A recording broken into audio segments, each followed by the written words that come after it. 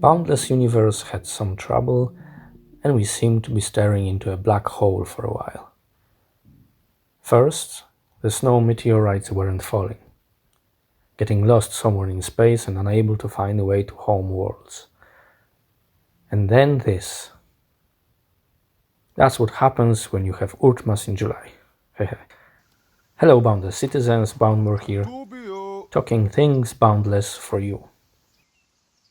The servers were back eventually, and July Oortmas got fixed too. And as much as I like complaining about the red cane drop rate, I did go after some snow meteors on my little planet. Just to quickly remind myself, it's quite a pain on longer run.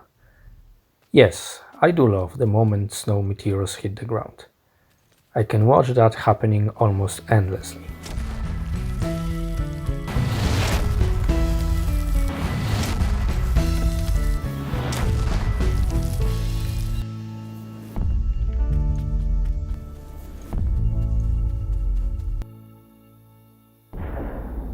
And the first few snow fights can be fun too. Sooner rather than later though, it becomes a slog, especially if I get too many level 2 meteors. For a solo snow fighter, level 2 meteor is like a punishment. Rewards are pretty much the same, while time needed to complete level 2 make it really an inefficient way of getting those precious red canes. I actually recorded and analyzed my first 10 snow fights. It is a small sample, but I think it presents the problem well enough. I got 6 level 1 meteorites and 4 level 2.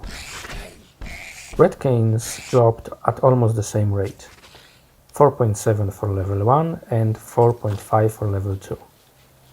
These numbers could easily change over larger sample, but let's focus on time needed to complete a snow fight.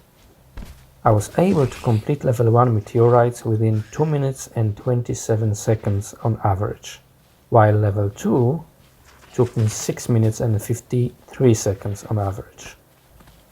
That's almost 3 times as long, so even doubling level 2 meteorites red cane drop rate wouldn't make larger snow fights efficient enough. Long story short, I despise level 2 snow fights. They are a waste of time and they are boring, as you just end up throwing a lot of snowballs at mighty and elite snow speeders. Different topic, but not a mood raiser. 2 legendary sovereign worlds are going away, and with them some excellent builds and most of all some excellent boundless citizens. Elephant announced departure first, asking people to visit and record the builds on a Hypnos to keep it in people's memory. I was late to the party, and now the world is locked, so I will use Mrs. Star's work. I'm sure many of you visited Hypnos during its long existence, but nevertheless, here is a refresher for everyone. You can check Mrs. Star's full video on her YouTube channel, as I will only show a few bits here.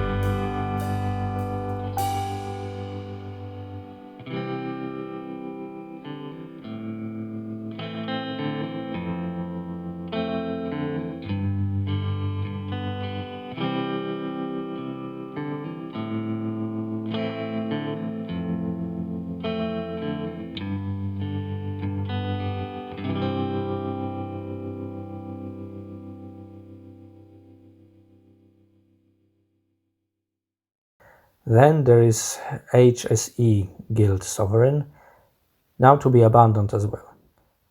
Gondor is leaving Boundless Universe, leaving behind a great legacy and a place to remember.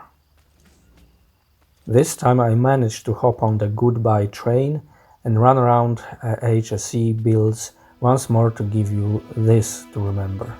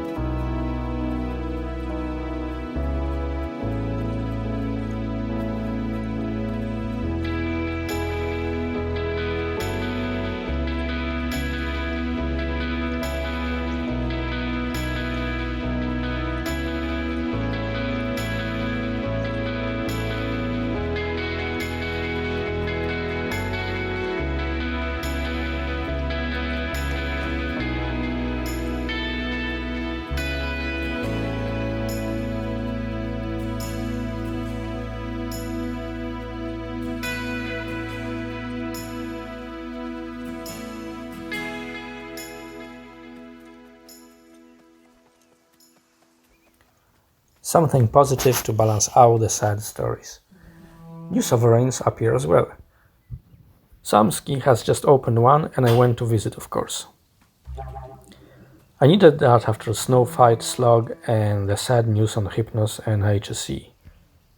Here it is, in Love City on Skaltin. And it's also called Love. Oops. Looks like permissions aren't set. Gotta contact Sam. 48 hours later. And so I did.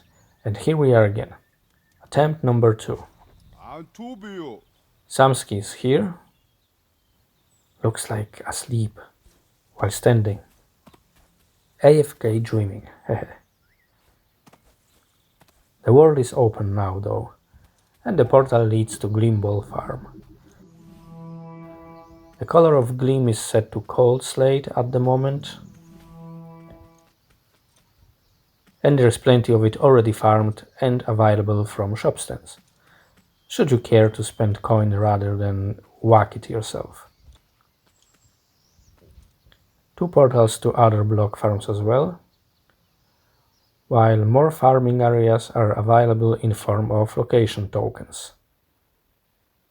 And there is a shop stand with completed atlases as well. All in all, a nice peaceful planet, perfect for all that low tier farming. And since it's Oortmas time, you could well pop in for some snow fighting, combined with exploring of this lovely world. Alright, let's take a look at some monumental news. We know now what is the new forum software that was announced previously as expected to be live come late summer. We are slowly but surely approaching the change, and Tiggs has revealed they picked Envision community. And that led to a lot of concern among Boundless citizens, which in turn caused Tiggs to say this, quote, "Many have expressed their opinion against IPB here and in support tickets. Discord seems to be the one most requested. It's easy to set up threads for long time existing threads that we've had running here, and I can make roles too." Unquote. I wonder what you think about it yourselves. Introducing Envision as our new forum software or limiting forum-like activity to Discord seems to create quite a lot of resistance. What will we end up with, and will it serve us better than what we have now? Who knows? Okay, before I wrap up this episode, a little visit to Phantom Opera. This time to show you this little collection of sovereign atlases and gleam samples that Mrs. Star is trying to acquire. Visitors can take a look at what kind of gleam different people's sovereigns offer and take a look at atlases. A cool display of what the sovereign network has to offer. The collection is far from whole, of course, but you can make it bigger by bringing your sovereign atlas and a gleam block. I myself brought my own Saren atlas, of course, together with Weary Mustard gleam block. There we go. Sweet. Alright folks, this is it for this episode of Fortnightly.